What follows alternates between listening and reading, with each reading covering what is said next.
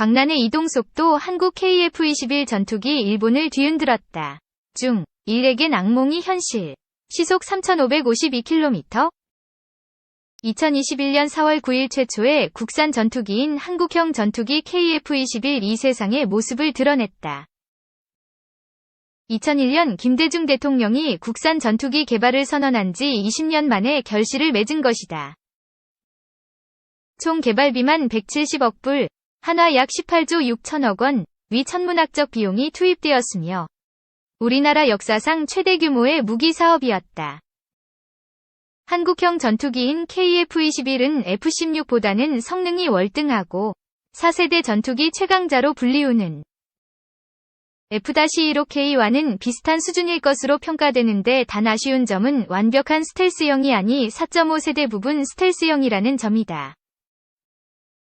그러나 이는 스텔스 전투기인 5세대급은 아니지만 적의 레이더에 실제보다 작은 형태로 포착되어 5세대 이하 전투기 중 스텔스 성능이 가장 뛰어날 것으로 평가되고 있다. 향후에도 스텔스 관련 기술을 적용해 완벽한 스텔스 전투기인 5세대 전투기로 진화할 여지는 충분해 보인다.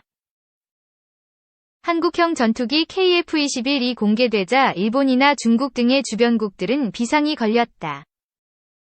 이와 함께 미국은 당장 KF-21의 출고식을 앞두고 KF-16의 성능 개량을 공개했는데 KF-16의 성능 개량이 KF-21초도 양산보다 1년 정도 일찍 끝나는 만큼 KF-21보다 경쟁력이 더 우수하다는 점을 부각하려는 것으로 보여진다. 한국의 KF-21을 개발하지 말고 미국 무기에 더 투자하라는 모양새다. 특히 중국의 언론들은 중국이 개발 중인 5세대 스텔스 전투기 FC-31에 비해 KF-21이 5세대 전투기의 거세 버전이라고 폄훼하고 있다. 기껏해야 부분 스텔스 전투 능력을 갖춘 4세대 전투기라는 것인데 하지만 정작 중국은 그들이 개발한 5세대형 스텔스 전투기가 비행할 때 가장 중요한 엔진에서 검은 연기가 나는 등의 치명적인 문제들을 아직까지 해결하지 못한 상태이다. KF-21에 사용된 엔진은 F414-K1으로 미국의 함재기 F-18 슈퍼 호넷에 사용된 엔진으로 엔진의 성능 검증은 물론 항공모함 함재기 엔진으로도 이미 검증이 완료됐다. KF-21 보람의 개발 일정. 방위사업청은 엔진을 자체 개발할 수도 있었지만 교체 시기가 오래 걸리기 때문에 검증된 엔진을 도입하는 것을 선택했다고 한다. 즉, 직구매 오른쪽 화살표 조립 국산화 오른쪽 화살표 부품 국산화 단계로 점차 국산화를 목표로 엔진 개발을 추진하겠다는 얘기다. 주변국인 일본은 6세대 전투기인 F3 개발을 선언했지만 현재 별다른 진전은 없어 보인다. 2019년 미국의 F-35가 전 세계적으로 인기가 많아져 가격이 떨어지자 일본은 차기 전투기에 개발할 비용을 투입해 105대나 추가 구입을 진행했는데 당시 우리나라에서도 KF-21의 개발을 보류하고 F-35를 추가로 구입하자는 목소리가 많았었다. 하지만 우리나라는 개발을 포기하지 않고 강행함으로써 KF-21을 출고시켰고 앞으로 기술을 개발시켜 5세대, 6세대 전투기를 개발할 수 있는 중요한 초석을 다졌다고 보면 된다. 우리나라 KF-21 전투기에 대한 주변국, 특히 중국과 일본 네티즌들의 반응을 보면 일부 기술력을 인정하는 댓글을 제외하고는 대부분 전투기 개발 사업 수준 자체를 폄훼하거나 무시하는 내용의 글들이다. 2. 동북아 최강 노린다. KF-21. 한반도 공군력 균형 흔들까? 박수찬의 군. 중국 제-20와 제-31. 일본 F-35A와 F-15, 러시아 Su-57과 Su-35, 미국 F-22와 F-35, 동북아시아만큼 강력한 성능을 지닌 전투기가 모여있는 곳은 드물다. 미국과 일본, 중국, 러시아는 레이더에 잘 포착되지 않는 스텔스 전투기와 더불어 성능이 검증된 다목적 전투기를 앞세워 동북아의 하늘을 장악하려고 시도해왔다. 이 같은 구도에 새로운 변수가 생겼다. 지난 19일 첫 시험 비행에 성공한 국산 초음속 전투기 KF-21이다. F-21을 연상시키는 외형을 지녔지만 잠재적 성능은 드러나지 않은 뻔하지 않은 기종인 KF-21은 동북아 공군력 구도를 흔들 수 있을까?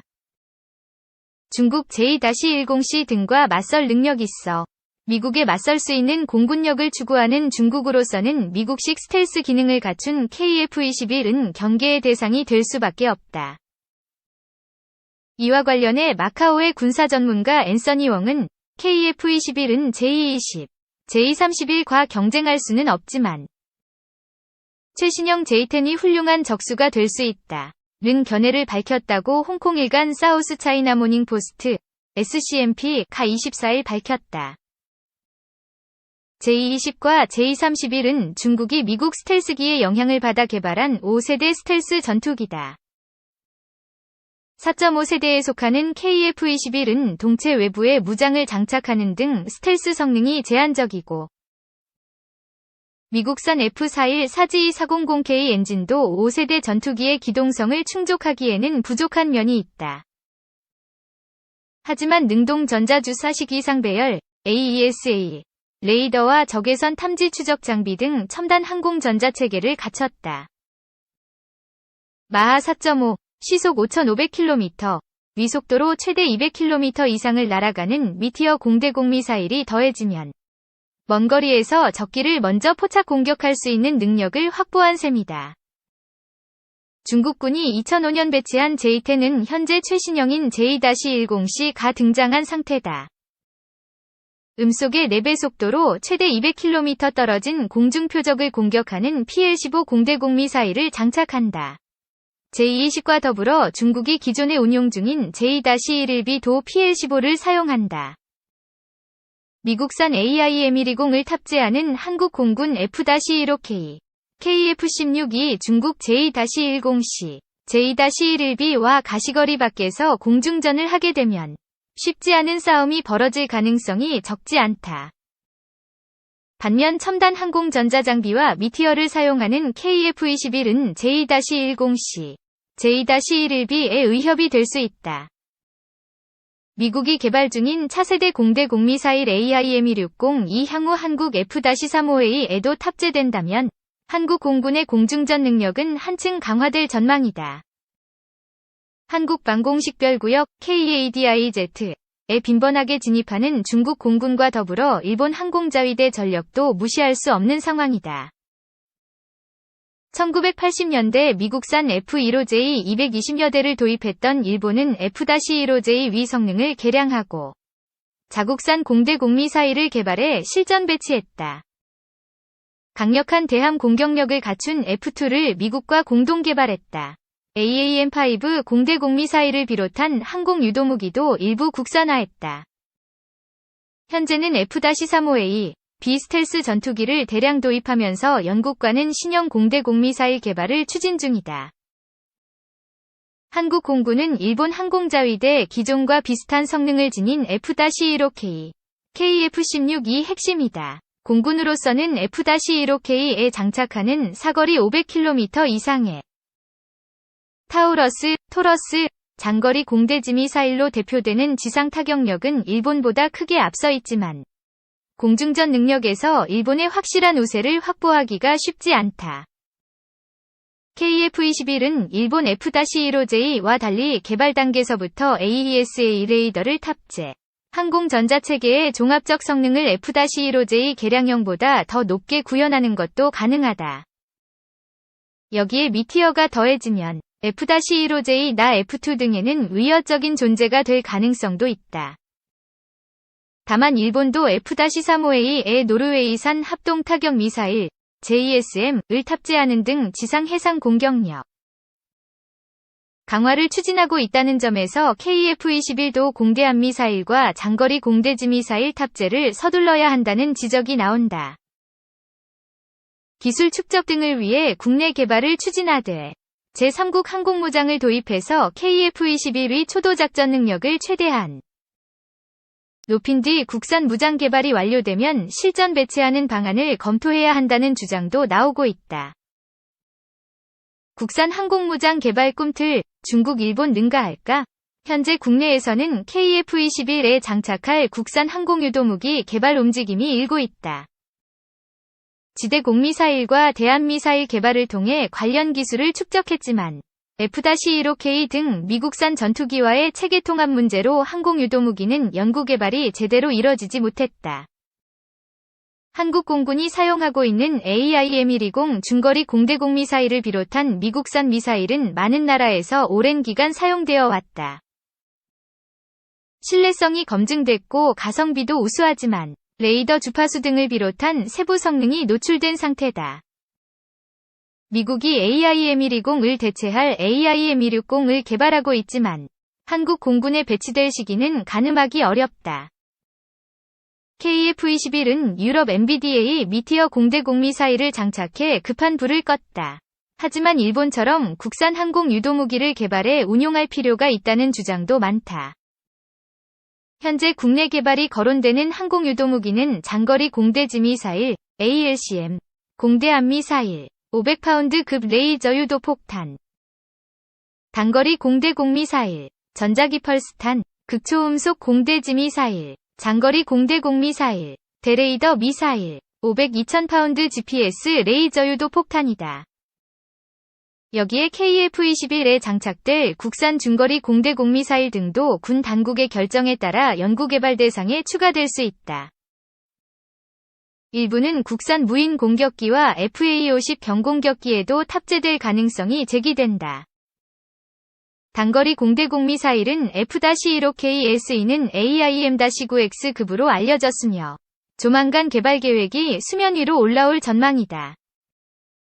GPS 레이저 유도 폭탄은 미국산 LJDAM과 유사하다. 대레이더 미사일은 미국산 AGM-88 수준으로 전해진다. 단거리 공대공 미사일은 국내에서 개발할 수 있는 기술적 기반이 LIG 넥스원 등을 중심으로 축적됐다는 평가다.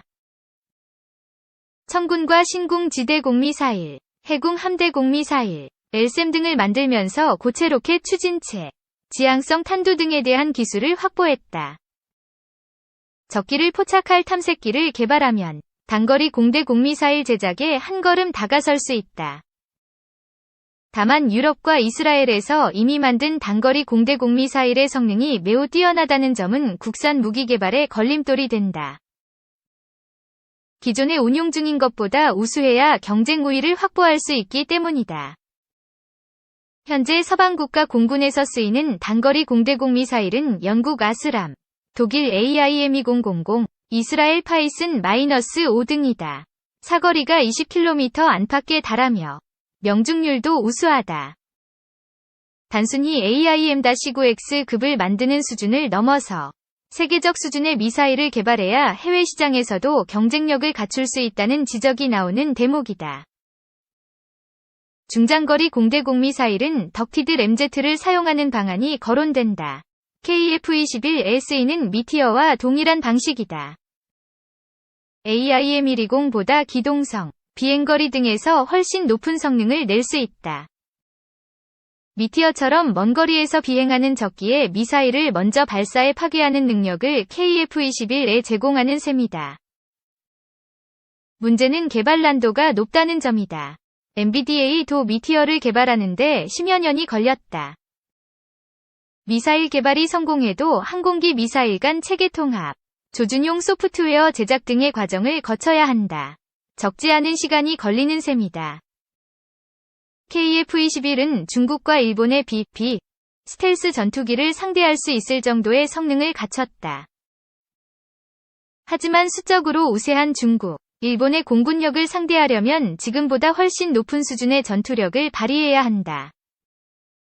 신형 항공 유도무기 장착은 적은 비용으로 전투력을 끌어올릴 수 있는 효율적 수단이다. 우수한 성능을 지닌 제3국이 항공 유도무기를 도입하면서 국내 기술을 활용해 KF-21과 FA-50 및 무인 공격기에 사용할 수 있는 유도무기를 자체 개발하면 국방과학기술과 공군력을 동시에 키우는 효과가 있다. KF-21이 동북아 제공권 싸움의 키맨이 되려면 반드시 진행해야 하는 과정이다.